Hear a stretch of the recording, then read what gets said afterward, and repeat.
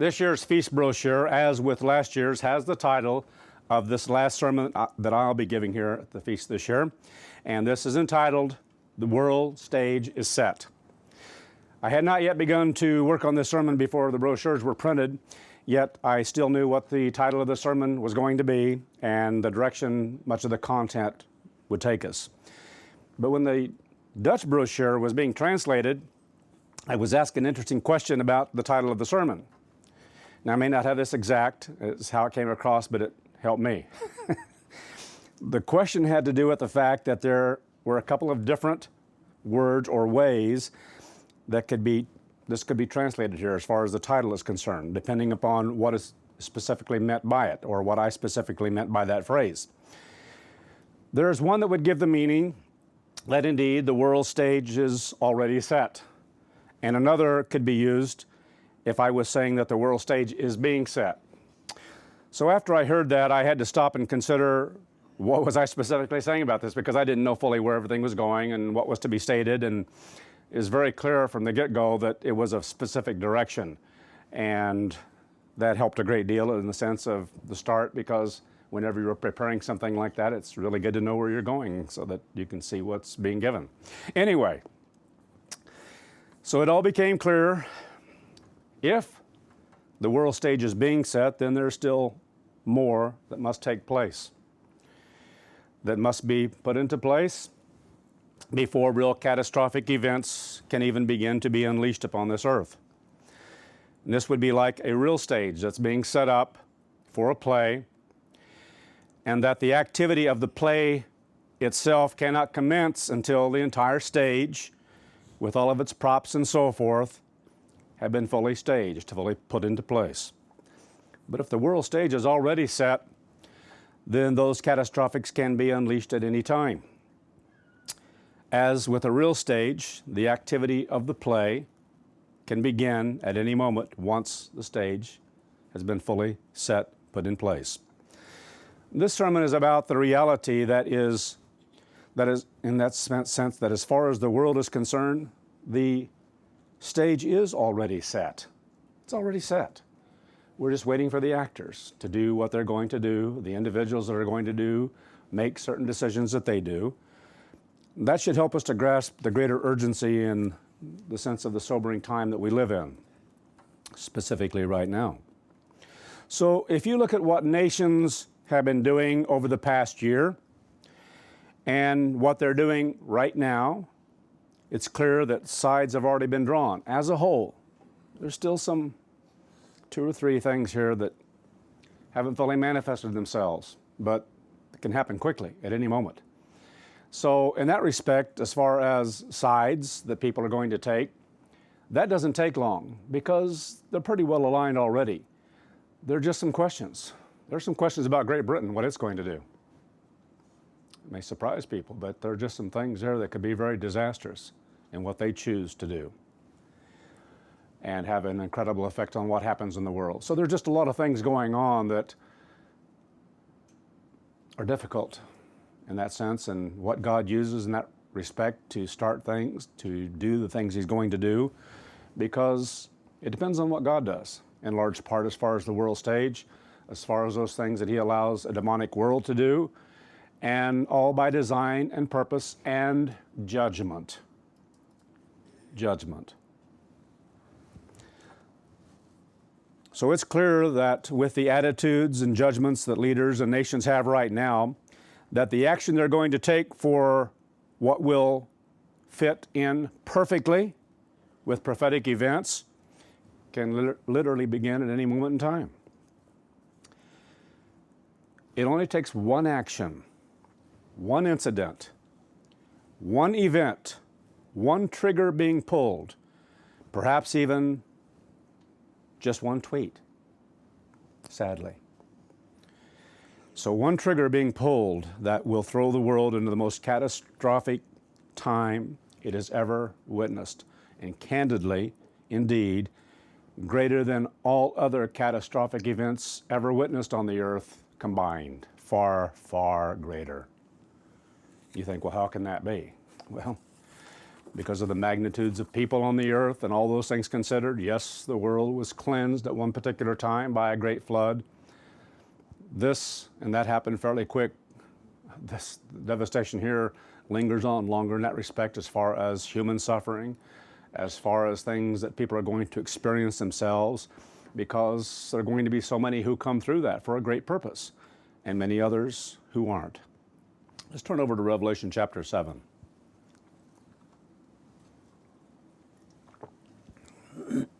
Revelation chapter 7. Verse 1. And after these things I saw 4 angels standing on the 4 corners of the earth, holding the 4 winds of the earth, so that the wind would not blow on the earth, nor on the sea, nor on any tree. And I saw another angel ascending from the east, having the seal of the living God. And he cried with a loud voice to the 4 angels, to whom it was given to hurt the earth and the sea. This is very specific about what it's talking about, the first 4. And the context of the things being covered here in Revelation. And God is making it very clear here that certain things have to take place, and then when it's time, they'll be allowed. They'll be given charge in that respect to proceed with the actual destruction that those trumpets portend. And so it says, saying, do not hurt the earth, neither the sea nor the trees, until we have sealed the servants of our God in their foreheads. Couldn't help but thinking about this morning here about some of that, and thinking about the period between 2008 and 2012, and of individuals who were being molded and fashioned, being trained to be a part of this, 144,000.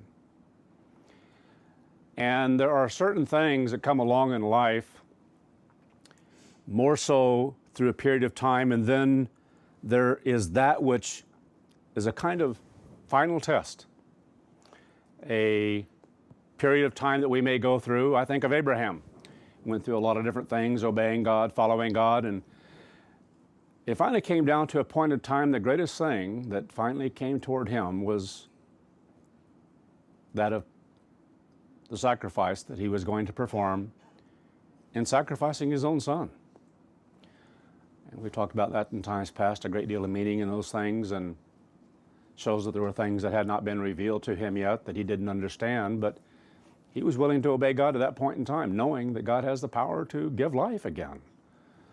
And God provided him what he needed for a sacrifice, and it wasn't his own son. Now, we can think about that, but we really don't grasp what he went through. His thinking, his mind, and yet willingness to do that, that nothing was going to stand between him and his God, that God was first, above everything. And knowing that he put his full trust in God. God gave a promise, and he believed that God would fulfill that promise, as he had with all the other things that he'd given to him before that. And then God told him, I now know you. He had come to a point in time where he had been tested to the ultimate as a physical human being, in the sense of his relationship with his God, to the point of the mind being molded and fashioned to where God could say that about him. It's like a point in time when we finally come to a sealing, being sealed, if you're a part of the 144,000. Later on, there will be those who are sealed throughout the millennium. Millions upon millions, potentially billions upon billions, who are to be resurrected at the end of that period of time. But they must come to a certain point, a certain level of a relationship with God Almighty, in order for God to say that. And if they don't, then they die, and then potentially have that ability to be resurrected in the great white throne. I'm telling you, there are going to be people like that, especially at the beginning, because it's going to take a long time. Mr. Armstrong spoke of 4 generations to get things to where they're kind of leveled off, and finally being able to move in a direction that God desires for that period of time. It's not going to be an easy job. It's going to take time. And so, again here, everyone has to come to a point, in essence, where God says, you're ready for Elohim. If you die, if that's a point in time, whenever that does come, whatever God allows or gives to a person, they come to that point in time where they're right with God in that respect. And God indeed knows where this mind is, at what stage, at what state. We don't understand that. But it has to be at a certain point. The transformation of the mind has to be at a certain place, on a specific plane in its thinking toward God. And that only comes through trying and testing, much trying and testing over a long period of time. And then a finality of all that. And so God has and allows us to come to a point where we're tried through various things, and we go through hardships, we go through difficulty. It is a fire in our life in the sense of how we feel about what we're experiencing. And God uses that to bring something to the surface, something that we can't see without going through it. And so when it's brought to the surface, that's when we have choices to make. Are we going to work to get that off the top and discard it, or not? And that's the choice. And so we go through things of that nature. And I think of many individuals leading up to 2008 who had the opportunity, I mean many, who had the opportunity and a calling to be a part of 144,000. And because of certain choices they made along the way that tried them beyond that which they were capable of, and sometimes, again, it's not known fully where that is until they come to that time. God has to be able to say, now I know you. This is absolute. And if we come to that moment in time, where after all the training and all the experiences we've had and all the molding and fashioning we have, and we don't go through that, it's kind of like a school where you go through and you have tests all along the year, and then you have the finals, okay? Or a final test. And it's kind of like that in some respects on a spiritual plane and how God works with us. And so in PKG, when PKG began, there were a lot of people who could still be worked with, who had the opportunity of being worked with, and God would make the decision later on as to who would fit into what areas. But He was working with different ones. And they gave it up. Incredible. By whatever choice they made, for whatever reasons that they made it. And then 2008, we had a change. A revelation about Pentecost, an understanding about when Joshua the Christ would return to this earth, not on the trumpets for sure, for certain. And Mr. Armstrong never placed an absolute certainty on trumpets or Pentecost, but he had questions in those things. And so much of the church had gone in the direction of trumpets as time went along, as being that time, if not all. And then God made it clear, no, it's not trumpets at all. It's Pentecost, because of the meaning of the wave sheaf. And what we learn from that, the connection of that then with the wave loaves, of how important that is to be carried out at a very specific moment in time, because of the meaning there. And candidly, just some rebelled. They were already going through certain things anyway. See, this doesn't just happen, but there were certain things they were letting down in. Much like what's happening today in the church is too many are letting down. They're letting things go about God's way of life, kind of repeating a small portion of what was like to be Laodicean, but letting down and letting truth escape, but for different reasons and so forth than what happened during that period of time. So it happens in cycles within the church. And so there were individuals who were already experiencing certain things, certain attitudes, but they were willing to continue to fight and work on until that came along. And then their attitudes came out. Something they may have not known at all. Something that hadn't been manifest yet as far as a relationship between them and God. But that would be the deciding factor. Awesome to understand that. that God can use various kinds of things to see where your spirit is, in the sense of the impregnation of God's Spirit there in the mind. And so, right then and there, many disqualified themselves in that sense as far as what they were doing and how they were living, in the sense of their choices, in the sense of their sins, in the sense that God could no longer work with them, in the sense that God judged. No, it will not be. Not only will it not be, in so many cases, a matter of being able to be in 144,000, you'll not be in the millennium. God has that power. Something we should fear to go against God to, but we shouldn't fear for those reasons. There are people used to fear not going to a place of safety, and they were motivated by that. It's kind of like the Protestant world. They feared going to hell.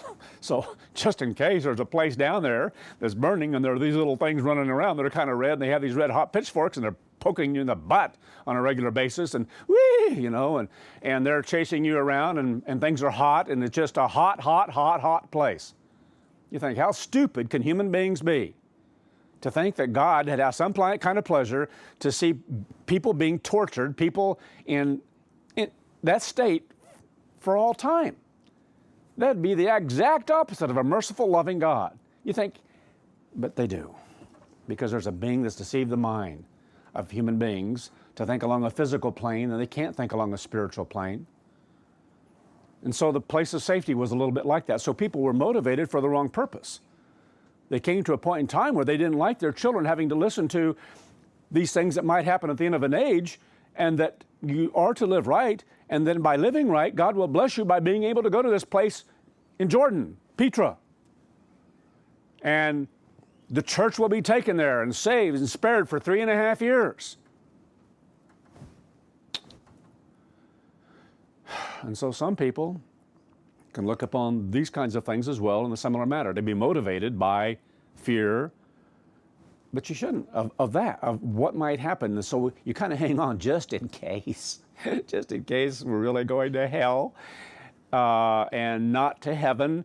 So on Sunday, when Sunday rolls around, you kind of go there and you might repent then or confess your sins to somebody in a box, appropriate place, or whatever it might be. And weird, crazy.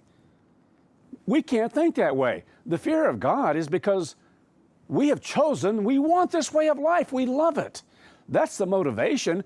And to understand then what we're like as human beings, what we're capable of doing, that we can throw it all out the window, that we can flush it down the toilet and treat God's truth that way, and a relationship with Him that way, and thinking we can do certain things that God knows we're human, and God knows I have physical weaknesses, and He'll look past that. He's merciful, and give me a break.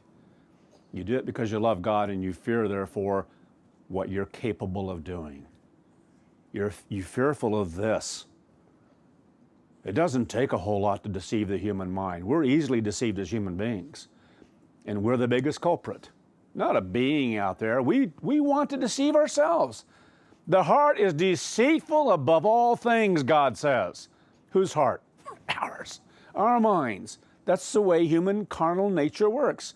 Lust of the flesh, lust of the eyes, lust, pride of life. And because of that, the human mind then works overtime to try to justify certain things that it does that it can get by and do that are wrong. No, wrong is wrong. It's just wrong. Disobedience is disobedience. Rebellion is rebellion. Anyway, I think of that period of time then, 2008 to 2012, and then 2012 and 2013, some more. Couldn't take it. Being prepared to be a part of 144,000. One more thing to go through. Went by the wayside. Had choices to make.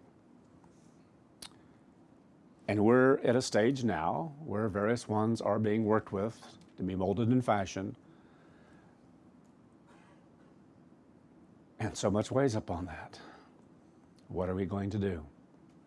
It will be done. It will become accomplished. God will have 144,000, but it's not owed to any of us. Not a single person.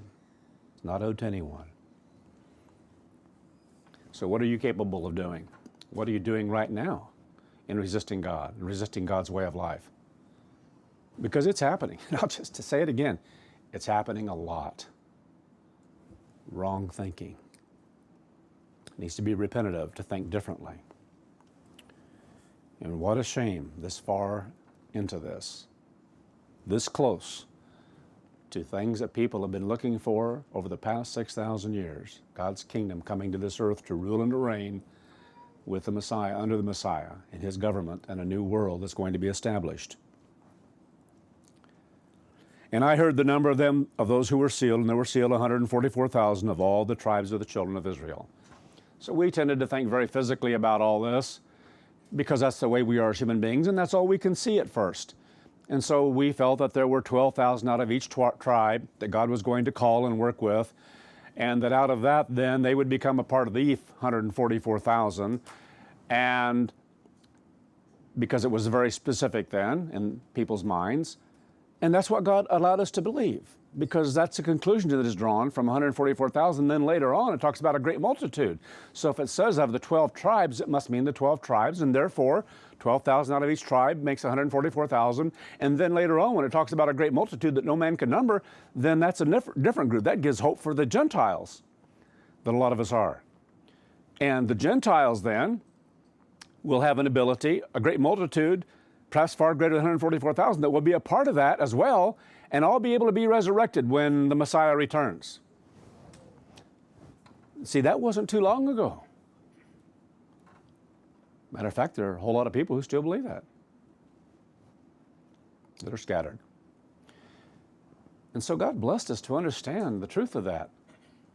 That no, the 144,000 is the great multitude that no one can count, that no one can number.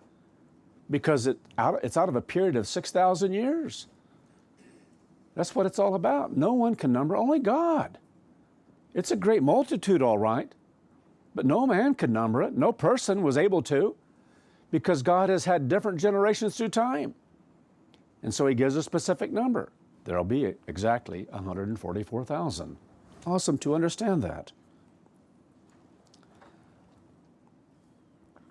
So out of all this, we understand that nothing can begin in the actual physical destruction from the 7 trumpets that have been blown until the sealing has been completed. And then those angels who are ready to do their job, because they've already been prepared well in advance, and they're still there. They're standing there in the sense of they're not in one place and they're waiting, but they're waiting until they're told to do what they do, to fulfill the portion that's been given to them on the earth. And so by looking at world events, we can also know again that the world stage is set and that this final sealing must indeed be very near. As this sealing may involve only a very few. We may be at that point, just a few. Awesome. Do you see what's happening in the world? Since the time that we went through many news articles earlier this year, do you see how things have progressed and gotten far, far worse since we covered those things earlier in the year on the world scene? Because sometimes we can kind of be lulled to sleep again and not realize it's gotten far, far. It's amazing to watch things come together. It's amazing that, as Johnny talks about, having a front row seat, that we know what to look for, and we see those things. And do they jar us? Do they jar us when we read an article about Europe, some group has already gotten together and talking about 9 nations and potentially 10? That should really, and in some respects, should kind of send shivers up and down your spine. That's incredible. If it's being talked about, if they're looking at various things, it shows something that's real, that's true, that there is a stronger unity and alliance for a common purpose or desire than there is with the rest. And so there is there's a specific group who are the ones kind of charting a course, who are upholding the rest in one respect, and they know that, and they know they're in trouble today. They know they're in trouble. The EU knows it's in trouble. Do you know it's in trouble? Those of you who live here?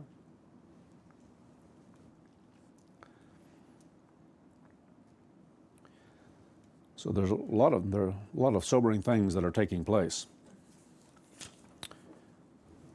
You can look at the U.S. alone, of how God is manifesting, which I love. God is manifesting to the world in a way as never before, and it's through modern technology that we have this ability. Awesome. God's using it.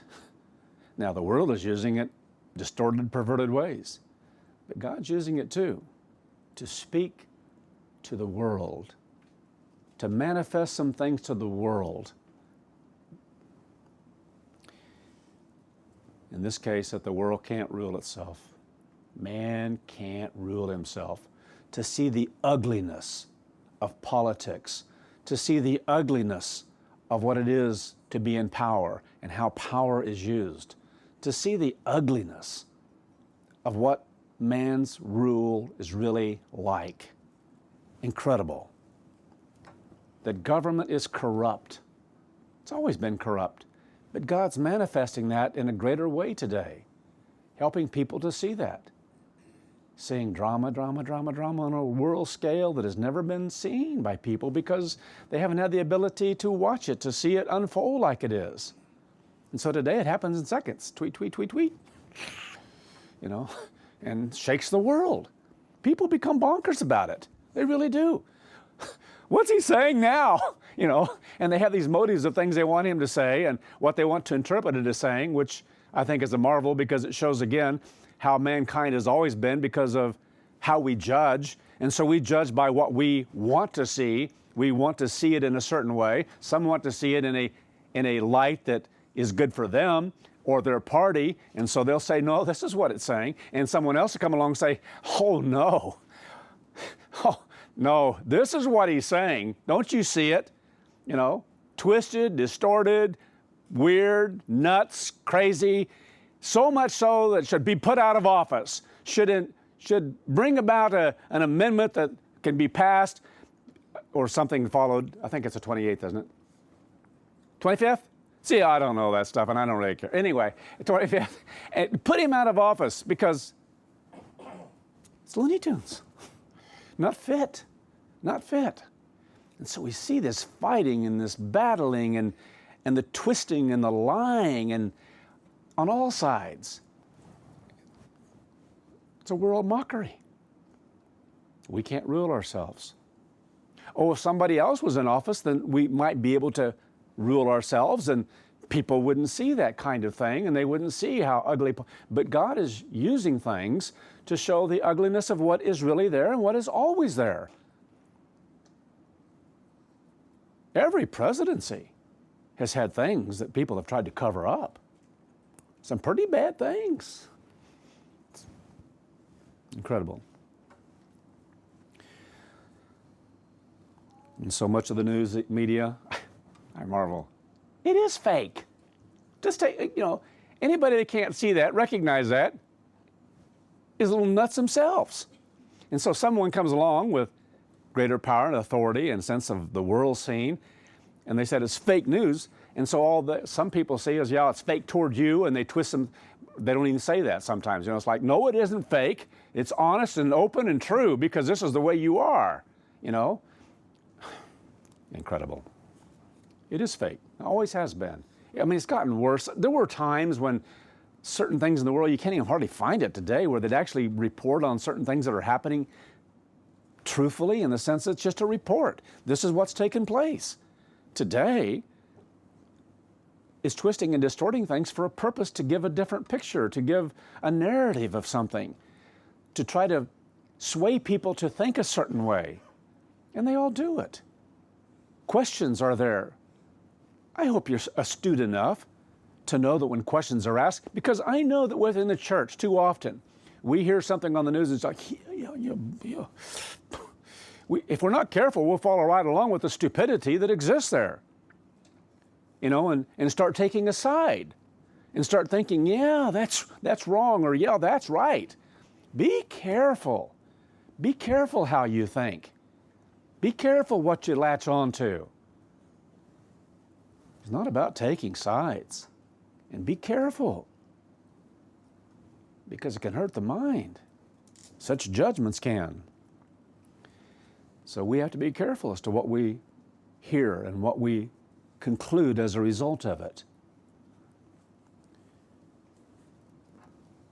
And so reporters go out there and they ask questions, and the questions are almost, if they're not, then the person is not very bright that's asking the questions. They're not very well trained in what they're doing, because those who are well trained and those who are getting the big bucks and climbing the ladder are the ones who know how to ask certain kind of questions to pull out a certain narrative that they're trying to make. They're not trying to get at the truth. They're not trying to paint a picture, well, this is what they think and this is what they're trying to do. No, they want to paint something different, a story that you will fall into and believe. I hope we understand that. It's as much as anything that happens in the world. It's like in a court case where there's a prosecutor and the other that's trying to defend. And they try to paint a narrative as well so often in the world. It has nothing to do with the truth. It has nothing to do with what's really just. It's to win a case. And they try to paint a picture to some people or to a judge that this is what was taking place. And they'll twist and distort things in order to accomplish that. This is randomly even taught in universities. It's not about what is right. And they will openly acknowledge some of those things. It's about winning your case. And so it is in the news. It's about winning your side, winning your case. Anyway, those things are just said as a warning to help us to understand you've got to be careful what you latch onto, what you believe, what you accept, because this world is sick. It's all sick. Not a part of it, all of it's sick, distorted. Anything that's out there anymore, you can read something on both sides about almost anything. It doesn't matter what it is. And you scratch your head, well, what am I supposed to do then? I can read this about, even if it's a health issue or something like that, you read somebody that says something about one thing and someone else says exactly the opposite. And they all have great credentials, recognized in a great way as far as medicine or science or whatever. You think, what? Anyway, put your trust in God, do the best you can do, and put your trust in God. That's the answer. So I think of some of the news things that have been going on over the past many months and are happening right now. Much talk among EU leaders of how to bring a core group of 9 to 10 nations that can proceed with certain activities, mostly on a military plane. That's what most of this stuff's been coming out of recently. And that can work partly within and yet outside of a direct European Union of Nations itself. Isn't that incredible? There's one alliance in one respect, if I have my facts right, which I think I do, that includes Great Britain and their military. 9 nations. Outside, Brexit gone, not a part of it, but a big part of it. It's here in this part of the world. That's why it's not known yet fully what they're going to do. They have choices to make. Macron himself, I can't say it in the French way, but anyway. And some in Germany have pushed forward these ideas. And one pact was already signed back in June along this line of these nations that got together, and they've already signed a pact. So how does that fit in? Could that be a part? Absolutely. Will it be something else that will trigger something else more within the continental area itself? Don't know. But don't think we have the answers, because we don't.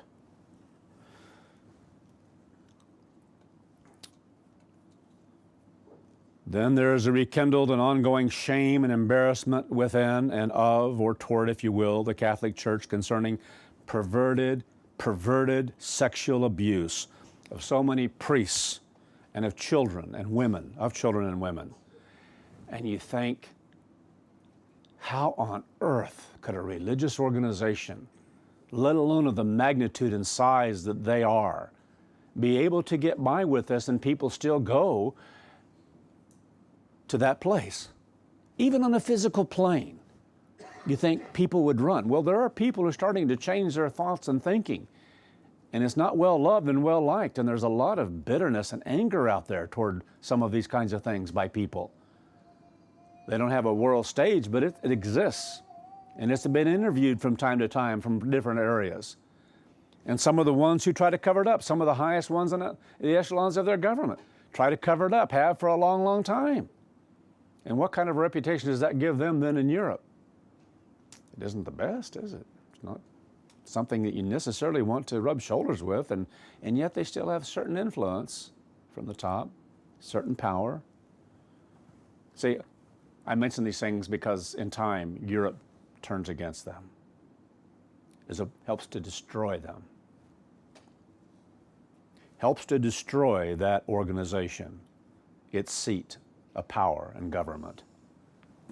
Awesome to understand that. That's what God says. So these kinds of things, the reason I'm mentioning this, work in that direction.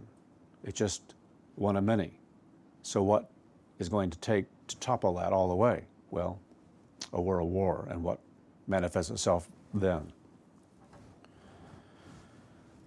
Then there are matters of trade war and reaction of governments because of ever-changing tariffs and sanctions imposed by the United States on other nations.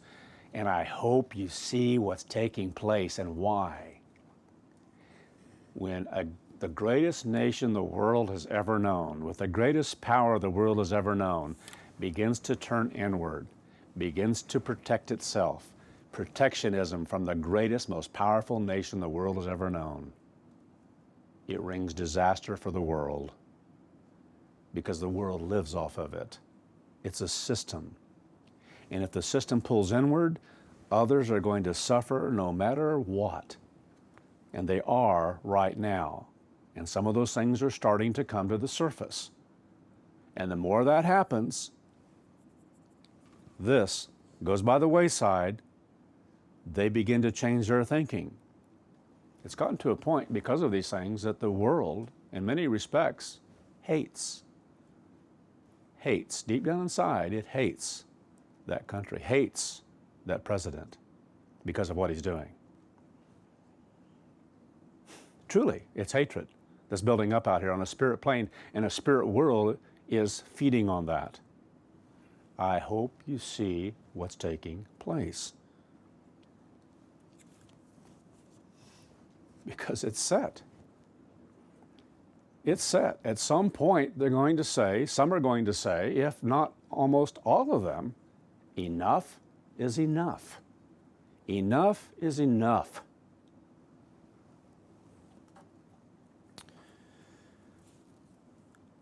Here's how a news article put this recently. 1 minute to midnight. The latest US sanctions propel nations toward risk of war. It does. It's the truth. It's absolute. That's what's behind it. Things that have happened in times past in history have been because of things like protectionism. The world has always practiced a type of world trade through the Middle East, different trade routes, as how people did it, some by ship, and as that grew, that became greater and greater between nations, various travel routes through the Mideast, up through Constantinople and different regions of the world that are noted for that. You know, Antwerp, you know, down here, huge, huge port in Europe, where they were the largest for a long period of time, weren't they? Yeah, in Europe, different places that are so things have been going on for hundreds and hundreds. You keep going back, and you see these different areas of trade routes and so forth. Yeah, I don't even want to go into that, but the strength of the Muslim world began because of trade routes and because of what they were doing and mixing various religions into a book. Anyway. 1 minute to midnight, latest U.S. sanctions propel nations toward risk of war. It stated in the article that the famous doomsday clock of the Bulletin of the Atomic Scientist should have immediately been moved forward to 1 minute to midnight on receipt of the news. This was concerning new sanctions imposed by the United States on Russia. Russia's not the only one. It's a lot of the other countries that are the problem now. Sanctions here, sanctions there, sanctions everywhere. Sanctions, sanctions, sanctions. Ruling, hitting out there with a big stick. You know, crazy. You think that doesn't have a tremendous impact on the world? There are nations in huge trouble because the more that's pulled in over there, the less they have, and the more they try to make ends meet, and the world lives just like people do as a whole. It's like on the edge. People always want to have the maximum coming in and tax people to death. And if that doesn't work, then you have to tax a little bit more because you get accustomed to have a certain amount coming in. And I don't know what it's like over here, but in the US, it comes around a certain time of the year and people in government, start spending a lot of money because they know how much is left in the coffers, and so they spend it quickly to buy because if they don't have that spent by that length of time, you know what happens? What they have, they'll lower their amount that they can have. So they not only want to do that, they say, oh, we used it all up, we need more. We need more. And so sometimes they get more, and this is how it works. And this is how a lot of things work out here. Incredible what goes on. And people suffer. Argentina, well, they suffer because of their own stupidity, their own governments, but I'm talking about things that are hurting in the world because you get a bunch of nations like that, and Venezuela, and I can't imagine life there. The things that are happening with various countries of the world that are on the edge, on the brink. Italy's in trouble. You know, you get some of these things in their finances and where they stand, and this pull and this drag it puts on the European Union, some of these countries out here, and not able to uphold their portion of it. And so it's like you talk about people pulling bags of rocks. You've got huge bags that they're pulling behind them. Europe does, trying to make things work, struggling to make things work, wanting to make things work. And this is forcing them into this thought and idea of a stronger body, stronger government, stronger ability to tax, whatever it might be, military, whatever it is. Crazy world.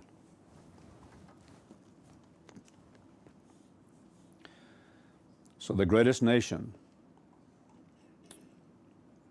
I want to go back here, catch some of these. Another one. Then there was news back in August concerning Turkey. Incredible. Turkish lawyers want to raid Incirlik Air Base, where the U.S. is stationed, to arrest U.S. troops for terrorist ties.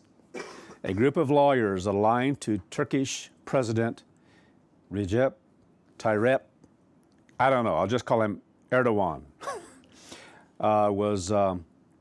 has filed formal charges against a number of U.S. Air Force officers who were stationed at Turkey's Incirlik Air Base. The complaint accuses them of having ties to terrorist groups, partially because of what's happening in Syria and so forth, and they're using that as an area. You think, a NATO ally, the world's in trouble if they're a NATO ally. NATO's in trouble, aren't they? You know, I mean, it's nuts what's going on. And then he's messing around with Russia, getting what he can get, and then going up here and visit Merkel here yesterday or the day before, and Germany, and he's playing these games in the world, and he's saying things that are so preposterous, like the mind. And he's going to have, he has a role to play, prophetically, in a betrayal of the U.S., whatever that is. Whether it be Incirlik, whether it be some other thing that takes place, maybe an alliance with someone else, but it's a part of something that's in that part of the world that's prophesied that they will do, and he will do. It's easy to see that now. So that's what I'm saying. Things are set out here, and it doesn't take much. It doesn't take much for these different attitudes and feelings that people have and what nations are trying to do and the games they're playing, and for things just to blow up at any time.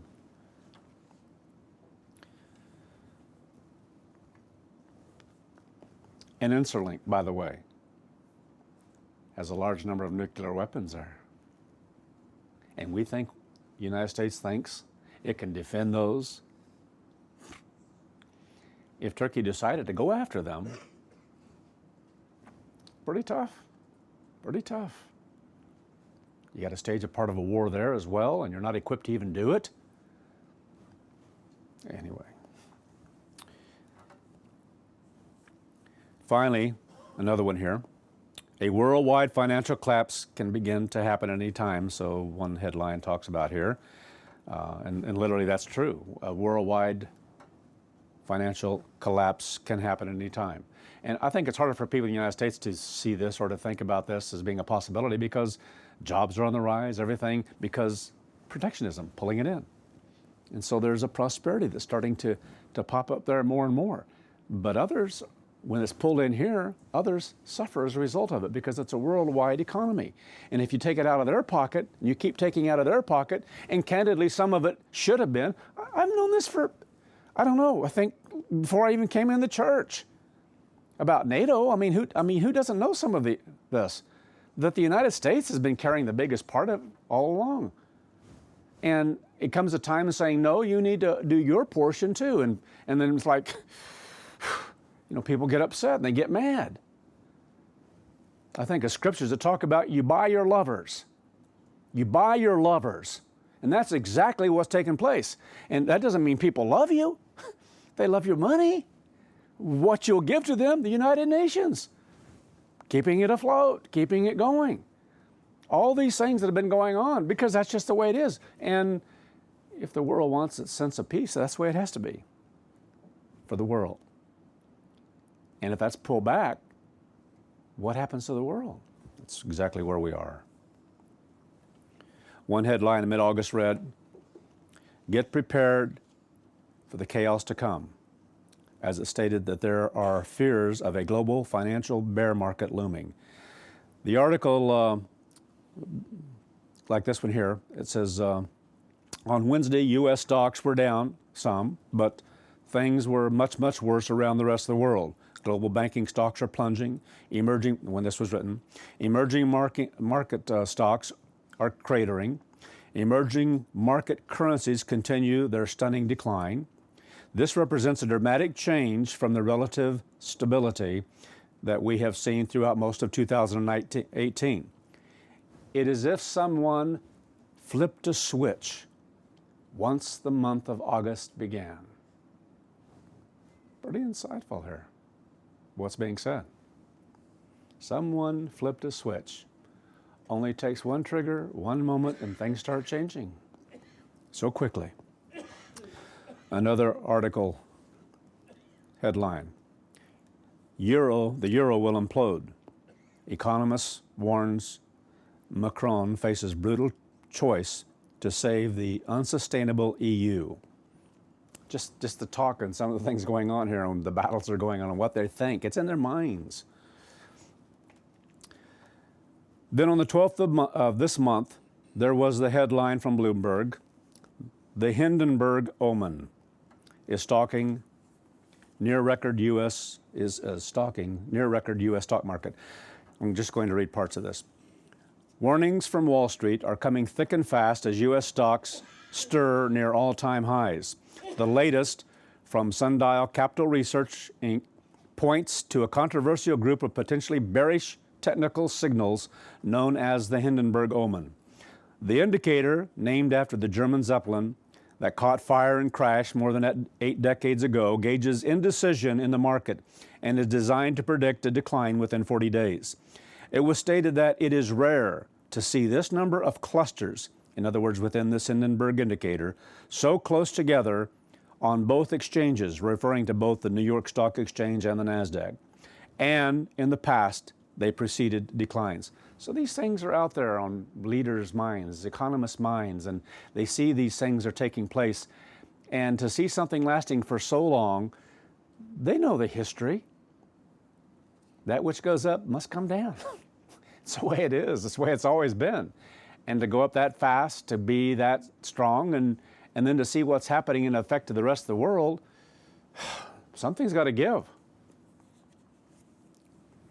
So indeed, incredible. The greatest nation the earth has ever seen has become the epitome, the embodiment of all that represents Babylon in the world. That's where it starts.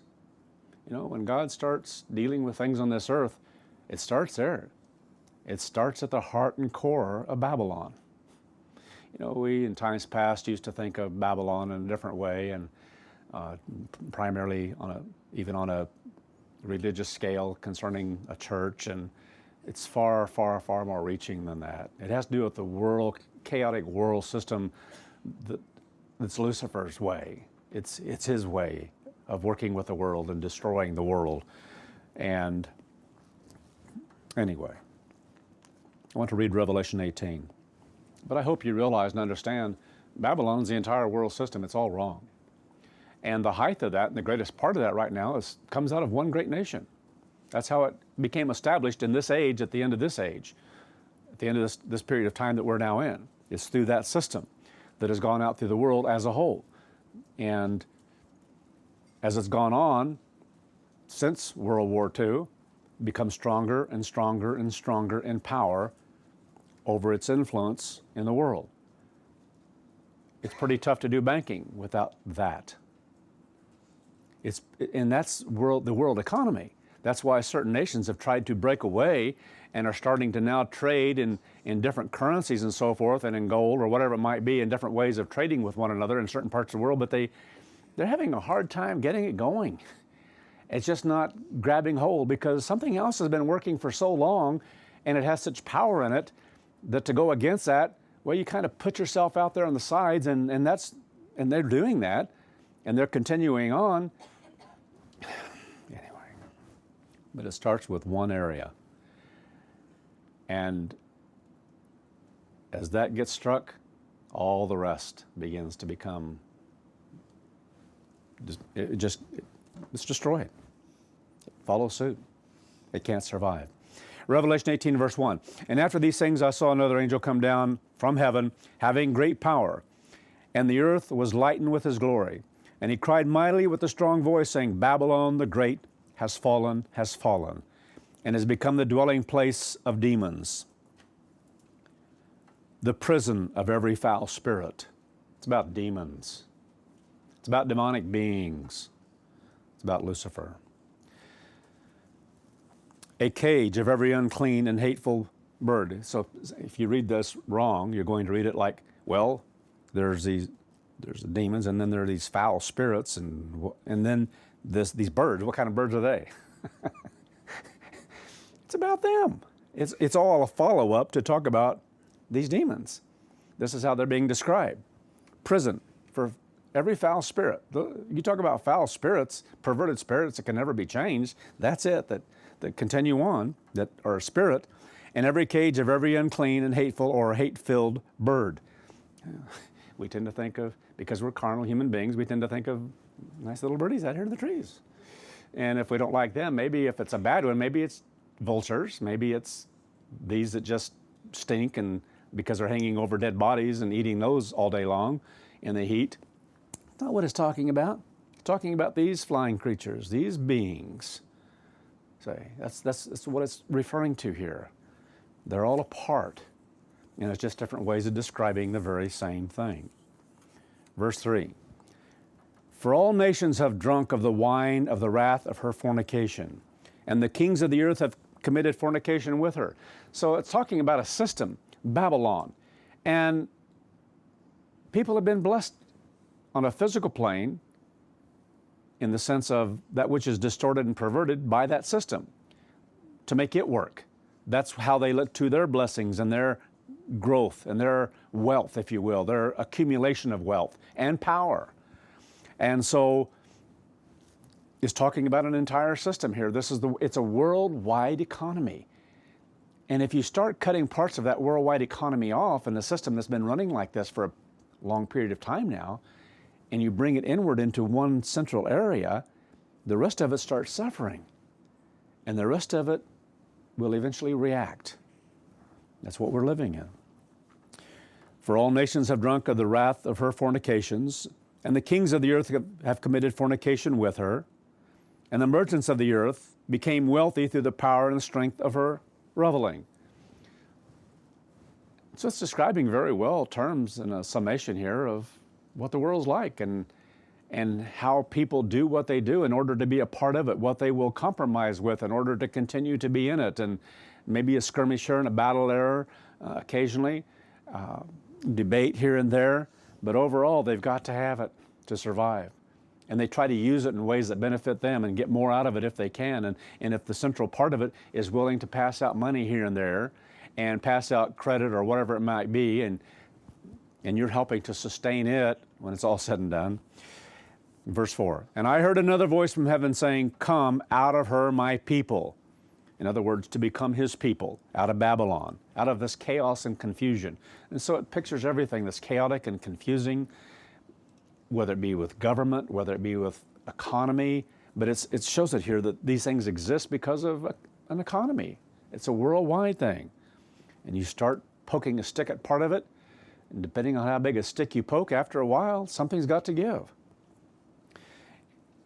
So it says, come out of her, my people. In other words, this is what God is doing because of this, of what he's going to bring on the earth. If you will listen, I will listen. That's what it's talking about here. Come out of her. If you want to be my people, come out of that. Flee it. Get away from it. Understand why this is happening to the earth. So that you're not partakers of her sins. If you will listen, I will listen. If you'll change. If you'll begin looking at yourself and understand that you brought this upon yourself. And so that you do not receive of her plagues. It's going to determine whether people, to what degree, people are able to come through all this, in large part, as to how they think. For her sins have reached unto heaven, and God has remembered her iniquities. So what it's saying, God's known all along the sins carried out by all who participate, who promote Babylon, whether it be in religion, whether it be in the economy, whether it be in governments or whatever. It's the confusion of it all. And so what's being said here, in essence, is her sins have reached unto heaven. In other words, it's come time for judgment. That's what this is about. When it's come to a point where judgment has to be administered on the earth. Verse 8, therefore shall her plagues come in one day. It's quick. So this is what this is picturing. Doesn't mean that everything happens in one day. Things can happen in a major way to start this process of Babylon being destroyed in one day to the largest nation the world's ever known. That can happen basically in one day in the sense of what brings it to its knees. But it's about a short period of time. It's just quick. 1 year for certain things to take place, 30 days, whatever it is. It's not what it's about. It's about a short period of time. It can be literal for the beginning of it, but it's about the whole system. So one begins to fall, and in time the rest will fall. Death and mourning and famine. People are going to go without food. I think of the United States, I feel sorry for people in large cities because it's going to be hard. You're not able to drive anywhere. If you walk to a supermarket, there's nothing there. Transport isn't working anymore. Semis aren't driving up and down the highway with food. What's going to happen? It's not going to be a pretty sight. You're going to see some ugly human nature and what people will do to survive. It's going to be ugly, ugly, ugly. That's why we need God's help, God's protection, God's care, because He's the only one that can help us to survive these things, as well as others when they begin to turn to Him. Therefore shall her plagues come in one day, death and mourning and famine, and she shall be utterly burned with fire, for strong is the Lord God who judges her. And so it's by incredible trial on the earth and by literal fire in different sections that follow out as a result of weapons that are used and so forth. Verse 15, just jumping on down. It's about the whole system, but I'm trying to help you see in one part of it that it begins in one place, because that's the center of it. That's the strength of the system right now. It's the US. It is the strength of the Babylonian system right now. If it's not there, the rest won't survive. The rest will turn against each other as time goes along. And it's exactly how it's going to unfold. The merchants, in other words, of foreign trade. Hence, it's about a worldwide trade. It's the way it is. It's a global economy. You take one person, a head of a great nation, and he takes away from the world economy, and he says it's our economy, and we're pulling it back, and we're taking care of this, and we're taking care of that. It's going to have disastrous effects. Can't be helped. Even though in a physical, carnal way, it's kind of the right thing to do for them. But what about the rest? Well, it's Babylon, and Babylon sucks. Babylon stinks. All the politics, all the evil, all the things that people do, it's sick. So it's good that it come to an end.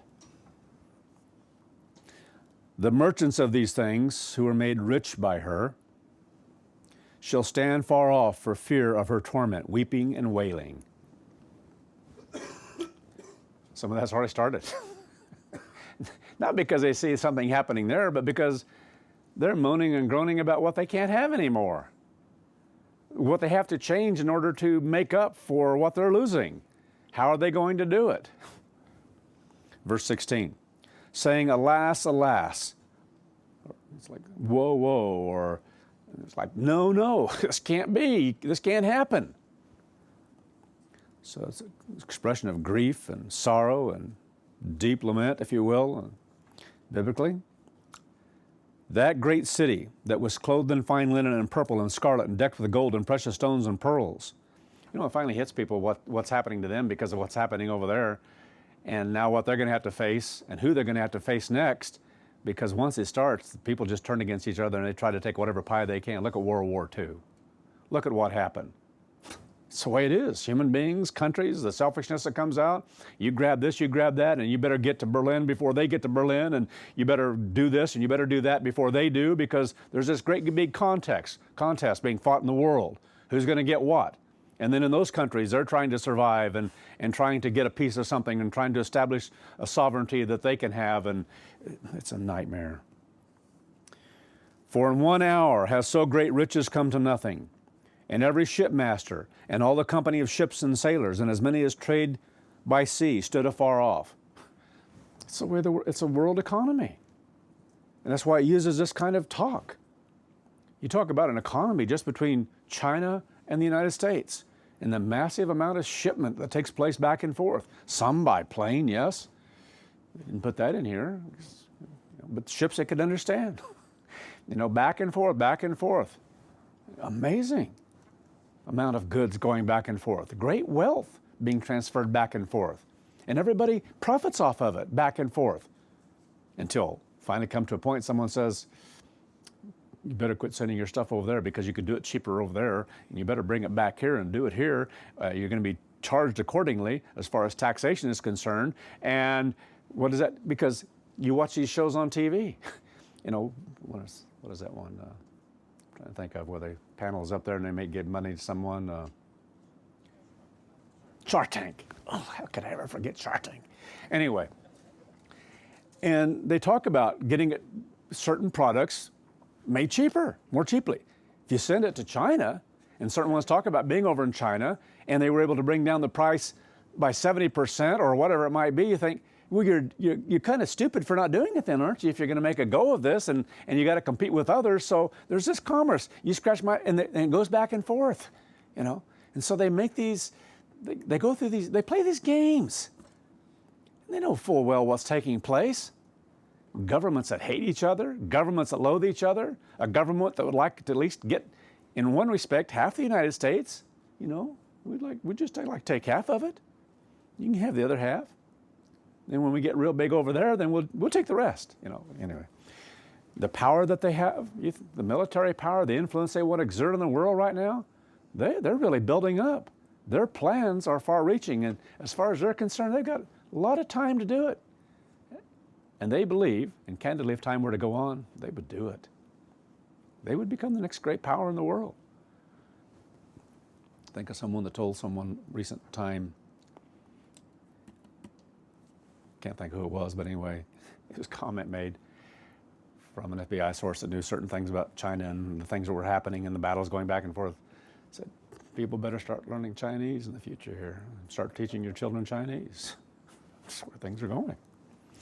Verse 18, rejoice over her, heaven and holy apostles and prophets, for God has avenged you of her. Basically showing here and saying that things that God has said in the manner that he does do it and has done it for the last 6,000 years in the world, it's showing that all who love God, all who are a part of what God is doing, It's a time to rejoice, because now what he's given through them is coming to pass, and a new world is coming.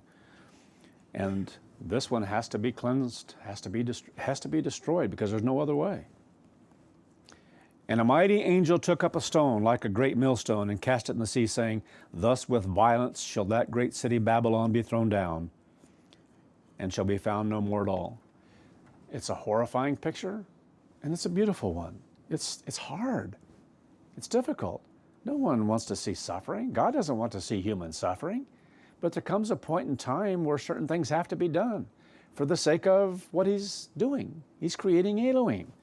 And so he has a great plan in how he's going to accomplish that. And so, as horrifying as it's going to be, it has to be done, because there's no other way. That's an incredible thing to understand. No other way that human beings will listen. And what does it take some of us in God's church to listen? We have the impregnation of God's Spirit. They don't. We've been given so much. And yet we have a same kind of stubborn mind if we're not careful. And we refuse to repent, refuse to change, whatever it is that might be there. This feast has very much been about a change that needs to be made within the body. We need to become much stronger to prepare for every one of us. Please let me express that. Are being given the opportunity to grow much more. Every one of us, including me, including you, every one of us need to be examining ourselves more thoroughly and seeking to have greater change in our life and how we can go about it. And we need to become active in it. Okay? It's not a suggestion. It is the way it's going to be for those who continue on. And so we're to yield to what that message is from God right now. Some, sadly, can't even hear it. Can't even make the change right now because of where they are spiritually. So much in the dark, so blind to what they're doing, so damaged their minds already. Can't even be helped. Others, what does it take to shake us up? That's why I was going through and reading this. You think this world has to be shaken to the core, where hundreds of millions into the billions of people are going to be destroyed, are going to lose their lives. And it has to be that way so that the world will listen to God. It's the only way the world will listen and begin to receive a new age. What does it take to shake the you-know-what out of us? Start to bring up the llama. What does it take to shake things out of us so that we will address what needs to be changed, so that we will repent? It doesn't take long to get snapped right back into what we're striving to change. You've got to fight that battle every day of your life. Every one of us has to. And we need to be more observant and clear about that today. Because I'll tell you what, there are some beings out there who would love to get their hands on you. And on some he will. Depends on our choices. They have great power to deceive, to help us become more greatly deceived in our lives and our thinking and so forth. So sad that the world has to be shaken like that. Sad that the church has to be shaken like that. And individuals have to go through certain things to be shaken to reality, whatever that is going to take. So now we're going to spend a little time considering the present truth of what we are focused and on what we believe concerning the timing of Christ's coming. And to do this, I'm going to quote from my last post. Although God's church has remained small through time, just as God said it would be, the Church of God has been teaching and publishing the truth of Christ's return for just over 80 years now. But a more precise timing for that return was not known until God gave a very specific countdown to His church that began in December of 1994. That's awesome to understand. What Paul was inspired to say in Thessalonians, He's not coming until something takes place. It is the apostasy, the great falling away from the truth, an apostasy from the truth. mind-boggling that people could go so far in that to go right back to what they came out of. To go back to in December having a little tree over in the corner with all the nice lights and putting presents under for the children because it's a nice thing to do. Sick, sick, sick, sick, sick human minds to turn their back on God like that after all the time. Going on. The incredible event that began this countdown is the very event God foretold through the Apostle Paul and John. Paul declared that this future prophesied event would be the sign of Christ's coming, of his return. It is the responsibility of God's church as a watchman to warn about a great world war that immediately precedes Christ's actual return. That specific warning has now been going out to the world for nearly 70 years.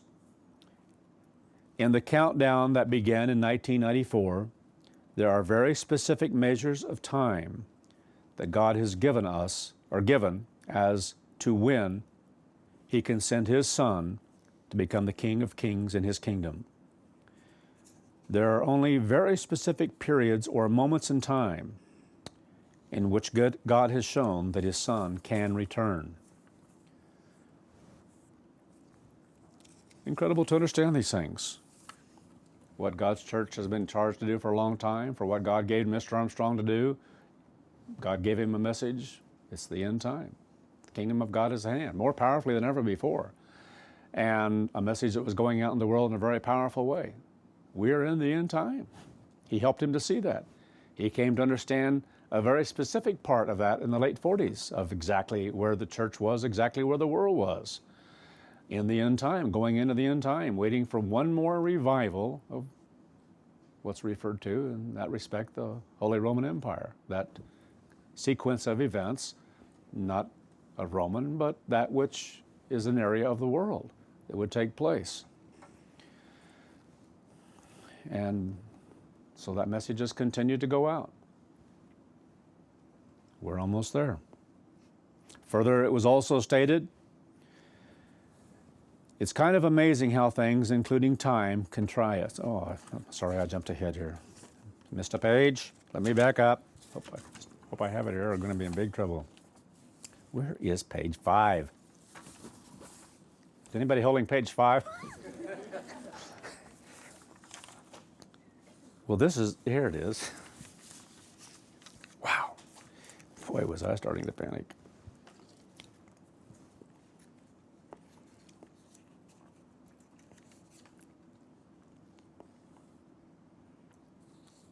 How in the world did I miss this? Anyway, let me make sure I have everything in order this time.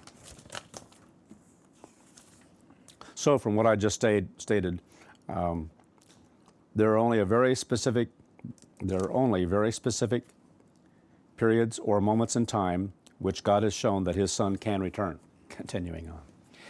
The countdown that began in 1994 has specific periods of time in which God can bring this age of mankind to an end and then establish His kingdom under the reign of the Messiah, the Christ, for the next 1,000 years. God has revealed that this final end time count to Christ's return must fully align with the timing of certain annual holy days, and that within that alignment there must be the fulfillment of very specific segments of time. What is that? What's the most important one? Pentecost. Pentecost, Pentecost, Pentecost. And then there are segments of time that can lead up to a Pentecost. God is very orderly in what He does. Time means a great deal in that respect when it comes to that, how God fulfills it, how God accomplishes, because it has to fit. But God's given a lot of room within prophetic events to accomplish it, as He's shown us more and more. There's so much there. And there are things within that can change. And that's hard for the human mind to comprehend. And sadly, a lot of that has to do with mankind. It has to do with His church most of all. I hope we understand that when we're through here. God's eyes, God's focus, more than anything else for the past 6,000 years has been on one thing above everything else. It is His temple. It is Elohim. It is the structure. It is the 144,000. It is on that. It's on that above everything else. Being called to be a part of the church of God is an incredible thing. Over the past 2,000 years, those who were called to be a part of the church of God is something far beyond what any one of them could comprehend and understand, the magnitude of what it all means. We're given an opportunity to become something so great, and God's eyes are upon us. His love is poured out upon us in measures and ways that we cannot grasp. We can't grasp it all. We can't grasp the magnitude of that kind of purpose and plan and love and design. We just see parts of it. And the more we grow and the farther we've gone in time, the more God has revealed to us. And that's awesome to grasp and understand. And so many have turned their backs on that molding and fashioning and the opportunity that God has offered to them. Horrifying. To me, it's horrifying. But we need to grasp all the way up to the end here until it's over. That's God's focus. To think that it's so important that God will work with events and things in the world in a different way, to adjust some of those until this is accomplished, because this is the most important thing right now, to complete that phase of the temple, if you will, to complete that 144,000, because there is nothing more important, that even things that can happen in the world could depend upon God working with us as His people. That ought to give you a little bit better perspective in that respect, if you can latch onto it, hold on to it, to grasp what's at stake, what's taking place.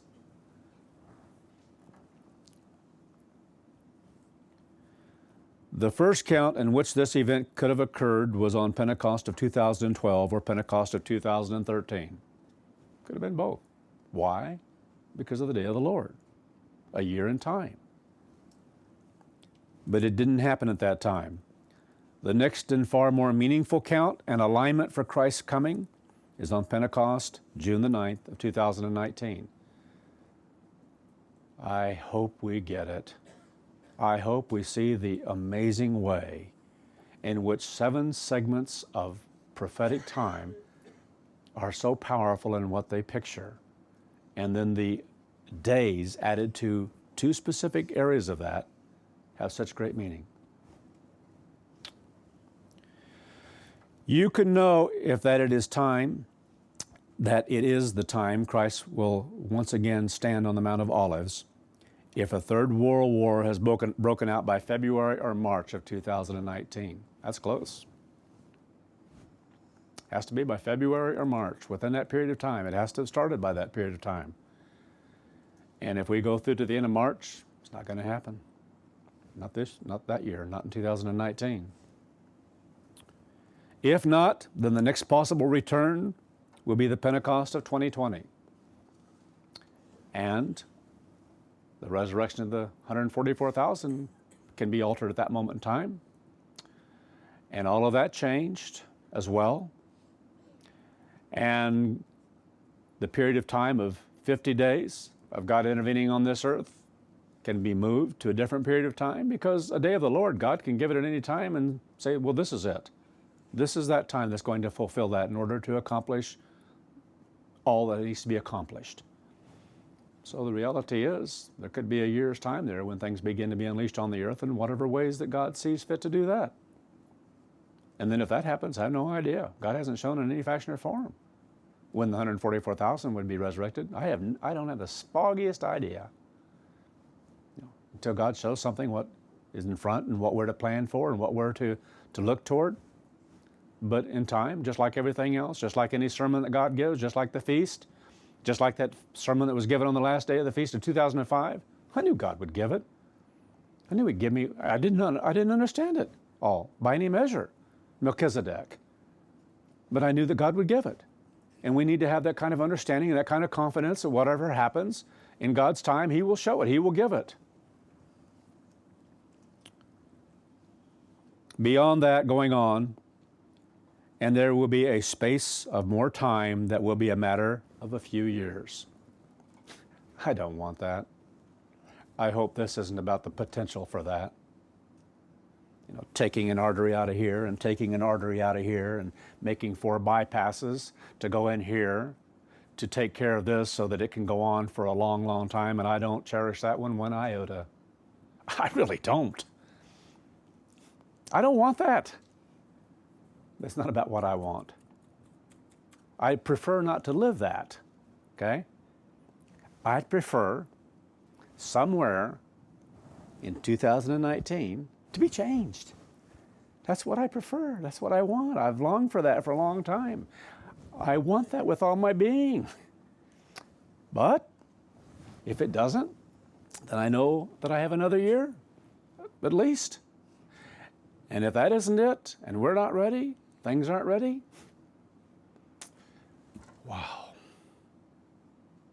I know God can have a day of the Lord to be whatever He wants, but to fit in with just with what I know to this point in time, with what God has given through time, through experience, through His Word, to where we are, we'd have another 7 years on there. I don't want another 7 years. But if we have to, we have to. And if we have another 7 years, there'll be some phase there where there'll be some more called into the body to replace those who have refused what's been given to them, because they're going to be, and there could be a specific number of individuals who are to make up the church that lives on into millennium. Because God's building a building, and there have to be certain things there are certain things He's building for a purpose. There are certain things He's constructing. It's all by design. This isn't by an accident.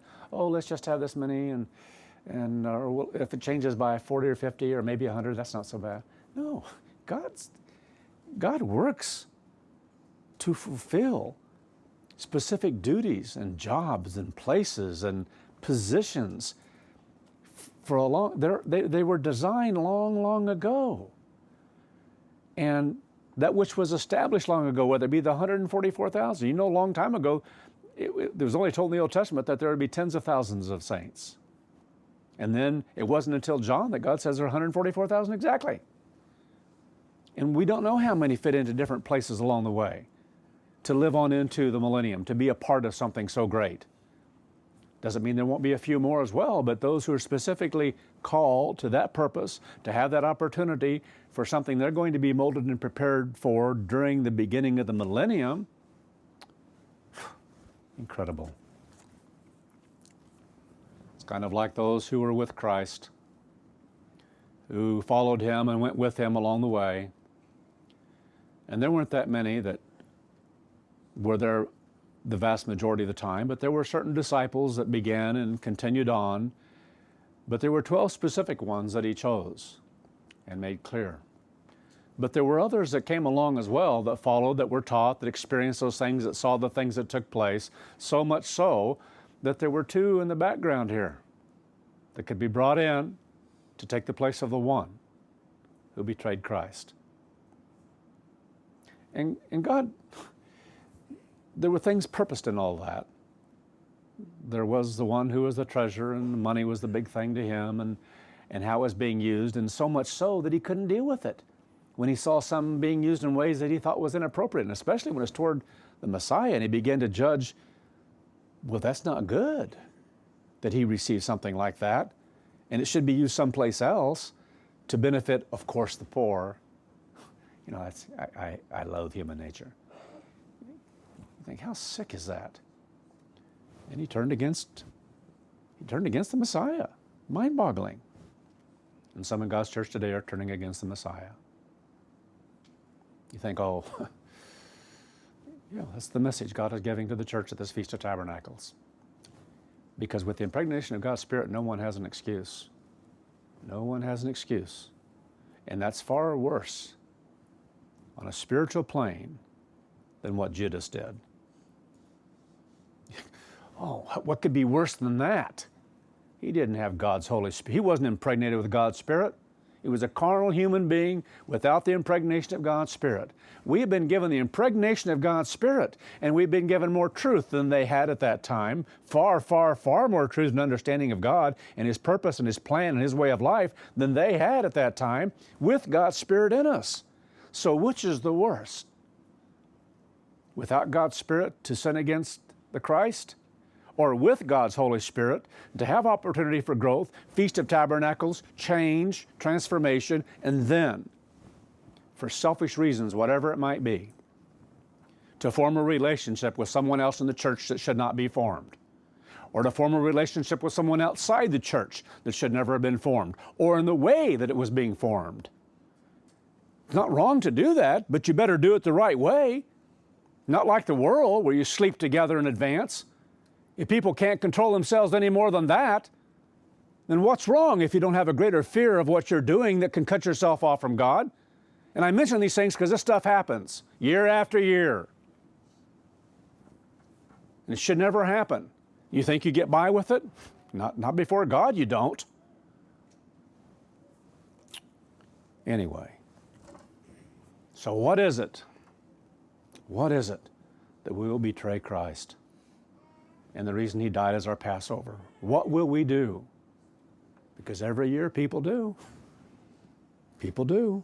They make certain choices that cut themselves off from God's Spirit. Worse than Judas Iscariot.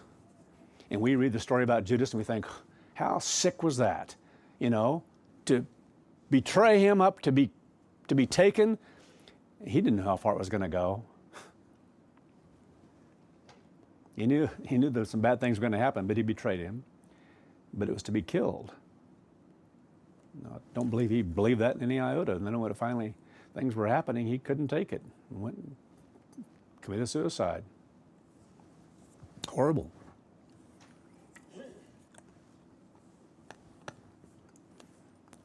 Well, I thoroughly lost my place.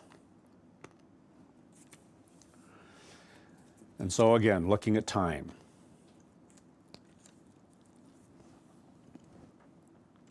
So going on and reading part of what's in there, what was stated. Those things that have to be in alignment with Christ's coming is on Pentecost of June the 9th of 2019. That's the focus we have.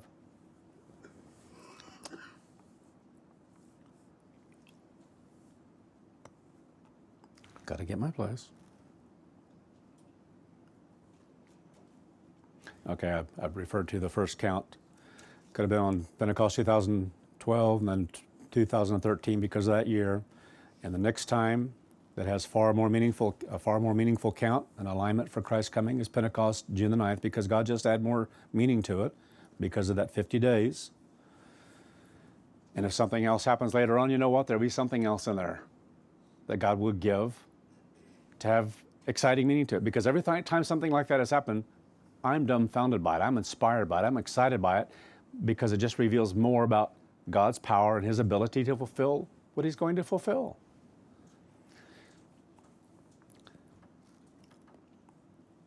So again, we talked about how this is going to take place, or you'll know by February or March. And then the extra time that will be added, a few more years. The world is just that close to a final world war, a nuclear war breaking out on the earth. It is that nuclear war that is the trigger for Christ's coming and the purpose for His intervention in the affairs of mankind to stop that war. So in that post that we just read about what has been said, if Christ doesn't return on Pentecost 2019, yet that's the present truth. It's what I'm looking forward to. It's what I'm hoping for. I'm hoping with all my being that we as a body have ears to hear, that we're able to make whatever changes we need to make, that especially those who have been drawn and worked with to be a part of the 144,000, which are not just that exact number, there are others. There are others. If we fail, you know what? There's someone else, just like those that were following Christ, that can take Judas's place. The next possible timeline leads up to the Pentecost. Again, as I said, I guess I read that, 2020. And regardless, we need to be spiritually on guard and watchful. So the last post also stated that we will know by February or March of 2019, if that's the time. And it's important to understand, again, the title of this sermon, The World Stage is Set. But we may not be. And that's the problem. The world stage is set, but we may not be. It comes down to, again, that one thing, the final sealing of those who make up the final part of the count of 144,000. So we don't yet know that, looking at,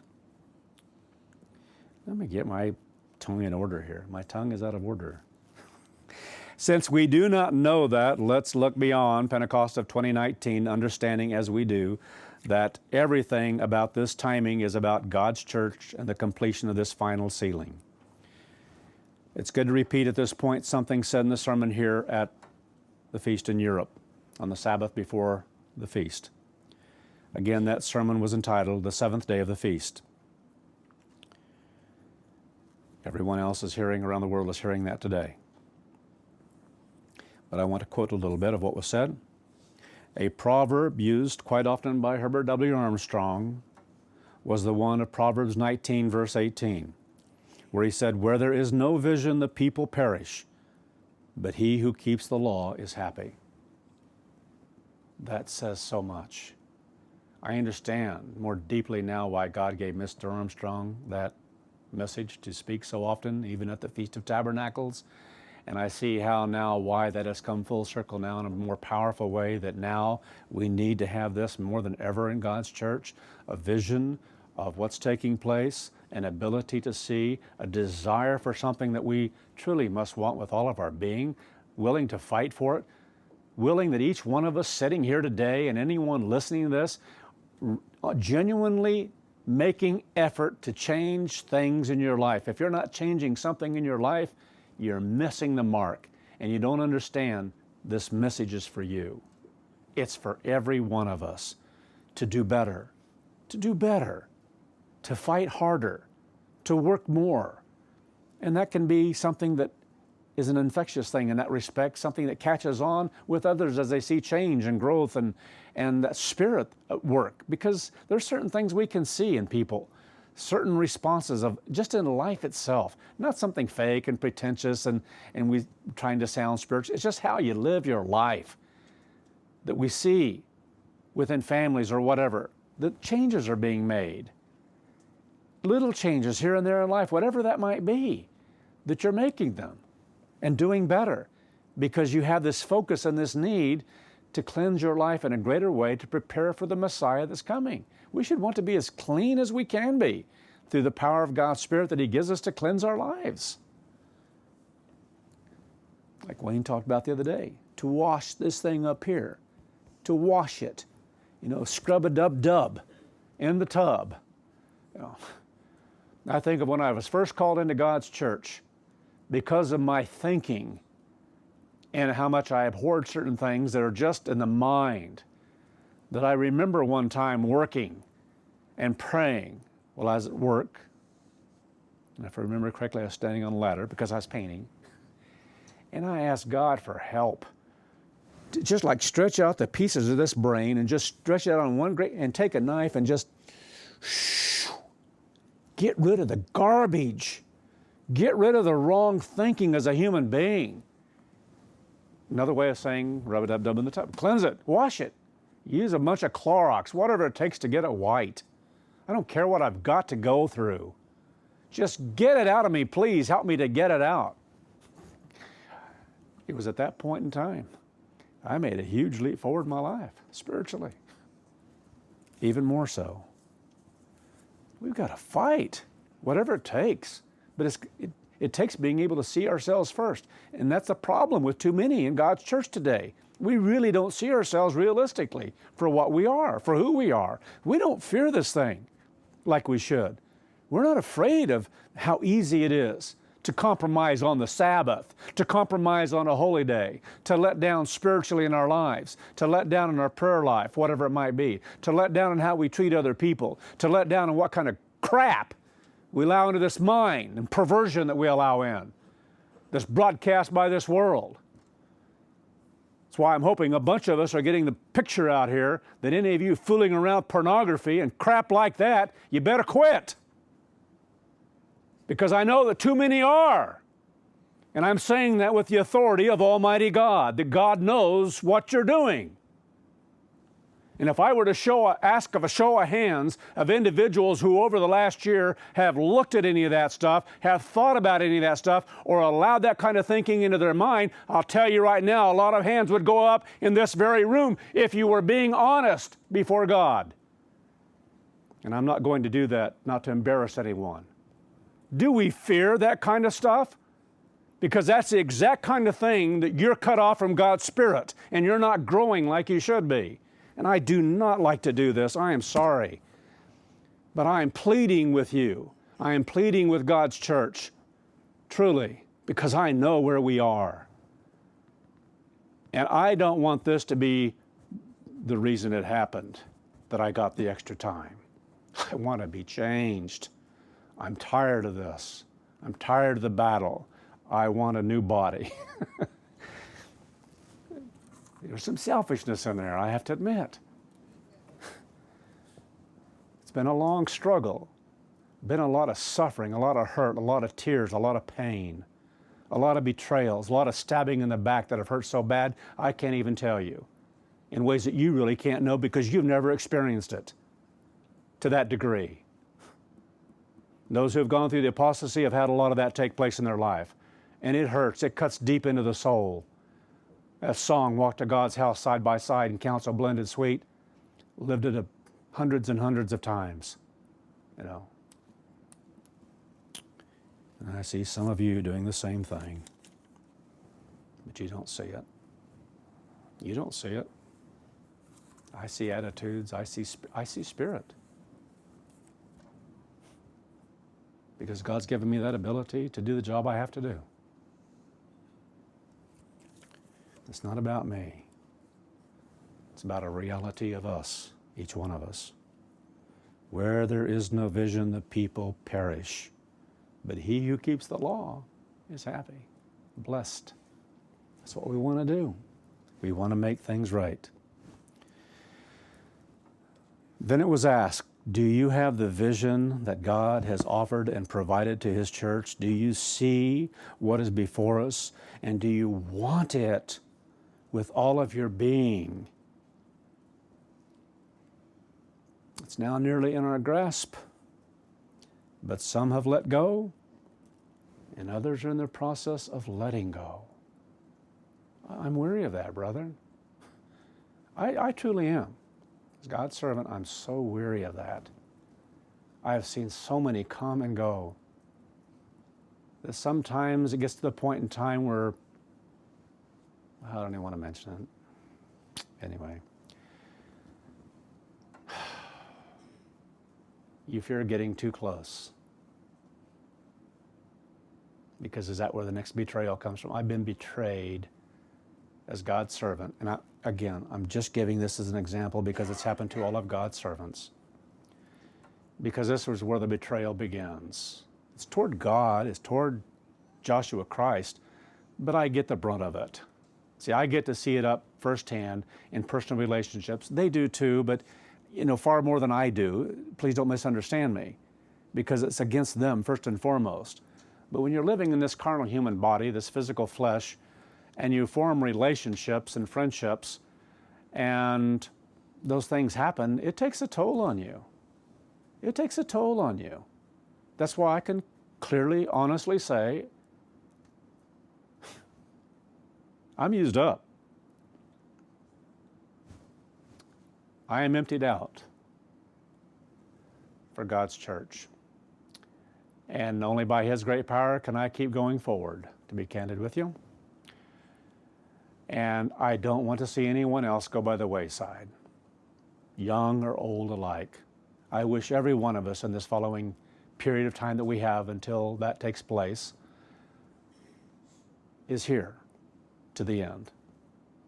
But I know that not everyone is, because I know some can't even hear what I'm saying. They don't get it. This is about them. They don't get what they have to change. They don't get what their battle is. They don't get what they really have to start making changes in their life. And anyone who doesn't do that doesn't get it. So some are letting go. Others have already let go.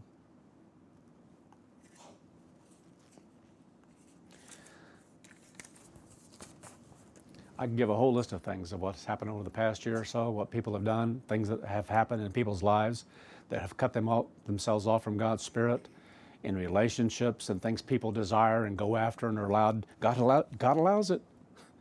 You know, even some things that I am suspicious of, because I've seen it over and over. I know patterns. After a while, you see certain things happen on a spiritual plane, and you know, boy, if you don't get a hold of this, you're gone. You're not going to be around much longer. You can't make it through. You know, if you don't get a hold of that attitude, if you don't get a hold of the sin, the thinking that's taking place that's eating you up, the drama. I'm serious. Drama, I love that when it squeezes out and it just all comes out, and this one doesn't fall to the ground, it goes back in so you can use it again. But that's what it ends in. All drama is like that. It's the feces of life. It is. Saying it in a nice way. The feces of life. How can you be against that one there? Because that's scientific. The feces, you know. Spoken of in Scripture. It is what it is. And that's what happens with drama. That's what we end up doing and being, is rubbing our noses in it. I think of these great big tanks that sometimes, I don't know if they have them over here, but the stuff that's flushed down the toilet, it goes out in water and it comes in these great big tanks, and they have these great big things that go around and around to kind of mix it up, and then they start trying to and they start breaking it up, and if you get anywhere close to those things, you know that this isn't good. And I think of how we can sometimes be on a spiritual plane. It's like, oh, there's a tank. You know, someone out in the ocean, or whatever this is out here, this bay out here in the cold water, and swam in it. But sometimes, you know, it's like we're driving along and we see one of those tanks. It's like, there's a place to swim. Let's go. And it's like jumping out there and doing the backstroke, you know, and in that stuff. And we don't see sin for that. We just go out and do it because we're not afraid to. We're not afraid of what we might swallow, you know, and how that's going to affect us, how that's going to come out of us, ruin our life on a spiritual plane. Why do we do things to ruin our lives spiritually that God has offered us? Why is it that some will put other things higher than God? Why is it that people don't come for all 8 days of the feast? Why is it that some won't come to the feast and sacrifice and be there if you're capable of, if you're able to? Where is the work ethic today of people working 40 hours a week and producing in their own lives like God said, work? And if you don't work, what's wrong? You know? I don't get it. It's a simple thing. But if we don't do it, we're not growing. You're not growing spiritually. You must produce in life. And you must use those things to be at God's feast. If you're capable of, if you're able to do that. Some people, I'm not able to do it. That's why I can't do it. I've known of people who haven't come to the Feast of Tabernacles because of dogs and cats. I can't do anything with them. Where am I going to put it? I can't leave them anywhere. Nobody wants them, and we don't have a place where you can take stuff like that, and chickens and goats and horses and cattle. Can't leave them. Can't leave them to go to the feast of, and to make that choice, to not be able to plan, to arrange, to work something out in order to do what God wants for us to do. So we better be examining ourselves, how we're keeping the Sabbath, how we're keeping the holy days. whether we're straying off course in other, different ways, what kind of relationships we're developing, how we think towards some others in the church, whether we're maybe forming some wrong relationships like what happened at last year's Feast of Tabernacles, where some began to, who were married and had someone who wasn't with the feast with them because, and different people who'd have their mates back home, and they start drawing a little bit too close together, getting a little too chummy, building a bond and relationship with each other. And their mates are back home. Why are you running around with them? Why are you doing this? What does this look like? Do you know what's going on in your mind? Do you get it? Do you know what's going on in your mind to do that? Well, they're in the church and I'm in the church and we're just friends. Baloney. If you don't know how to conduct yourself and how to act, how would your mate think about that? Would your mate like to see you spending some time with someone alone and talking with them alone and doing some things maybe together that you shouldn't be doing? So what kind of things are you doing? Are you doing things that are wrong before God? Because you don't get by with them. Are you thinking wrong to some others in God's church and how you're thinking about them? Your mind being pure and clean, and you're not maybe hugging them for the wrong reasons, because I know that some have, right here at this Feast of Tabernacles. I've seen it. I know what's in the mind, okay? There are certain ways to behave, and there are certain ways to think toward each other, truly are.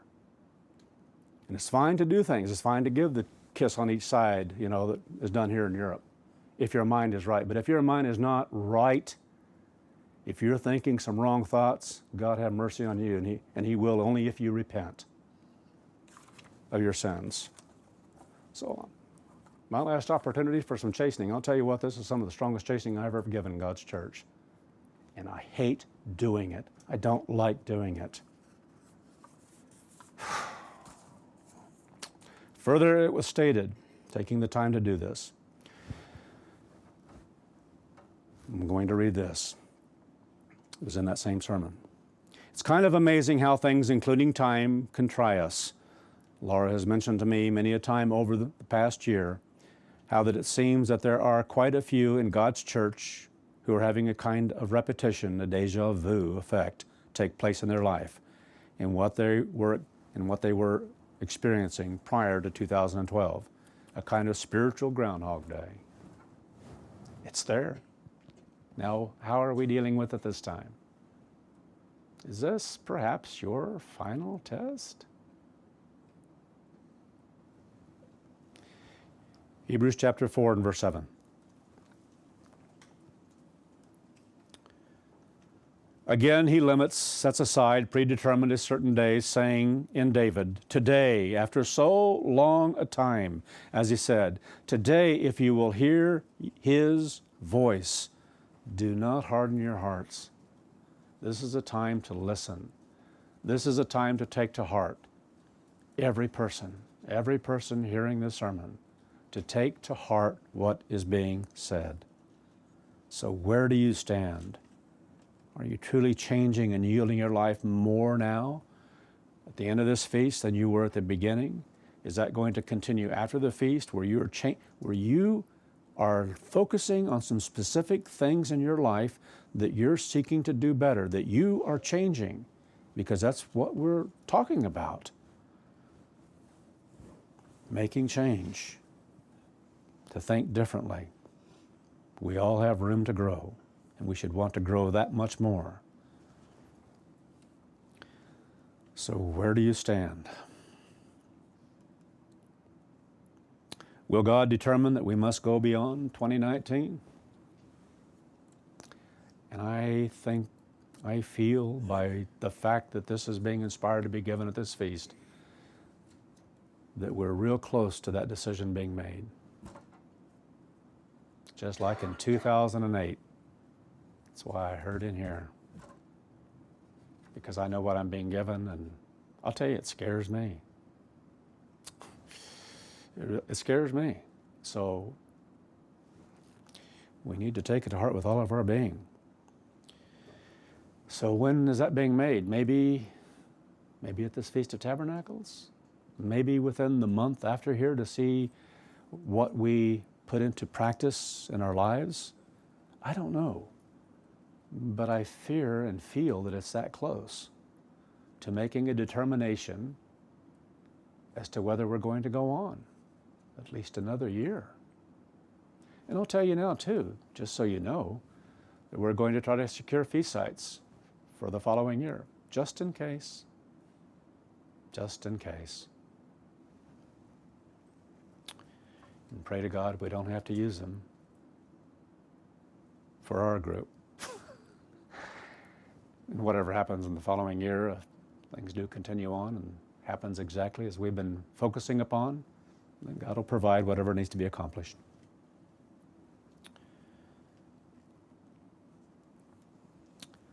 I'm focused again upon Pentecost of 2019. And because of that, and knowing what can alter that date, I'm crying out as much as I can, pleading with everyone to draw closer to God and yield completely to God and Christ, working in your life to fully transform you to the level that's required so that end-time events can begin. Because the world stage is already set and ready to go at any time. We have to get there too. One last scripture, Hebrews 10, verse 37 through 39. I'll just give it to you and you can look it up later if you want. For yet a little while, and he who shall come will come, and will not tarry. Wait any longer. Delay the time is what the word means. Now the just shall live by faith, but if anyone draw back, let down, withdraw, my soul, my life, shall have no pleasure in him. But we are not of those. We were not called to be of those who draw back unto perdition, destruction, loss, but of those who believe to the saving of life.